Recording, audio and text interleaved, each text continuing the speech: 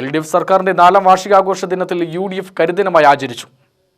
UDF Nenmara നിയോജക മണ്ഡലം committee നേതൃത്വത്തിൽ കൊല്ലങ്കോടാണ് കരിദിനാഘോഷം സംഘടിപ്പിച്ചത്. ടൗണിൽ പ്രകടനം നടത്തി.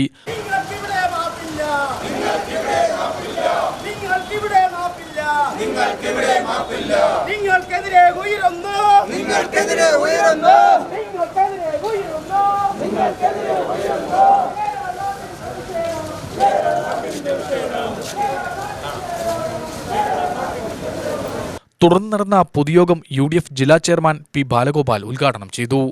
ആ സർക്കാരിന്റെ വാർഷികാഘോഷങ്ങൾ നടത്തുക സ്വാഭാവികമാണ്. നമ്മുടെ ഉള്ള എല്ലാ സർക്കാരുകളുടെ കാലത്തും 1ാം വാർഷികാഘോഷം മുതൽ എല്ലാ വാർഷിക ആഘോഷങ്ങളും സർക്കാരുകൾ നടത്താറുണ്ട്.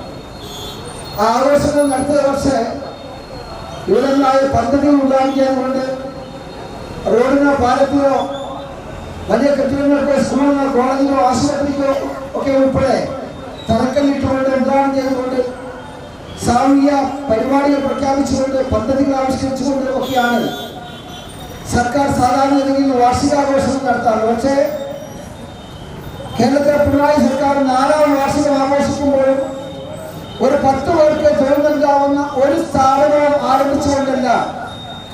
ഈ 2ാം പിണറായി സർക്കാരാണെങ്കിലും 1ാം പിണറായി സർക്കാരാണെങ്കിലും ഈ സർക്കാരുകളുടെ വാർഷികം ആഘോഷിക്കുന്നത് എന്ന് മാത്രമല്ല,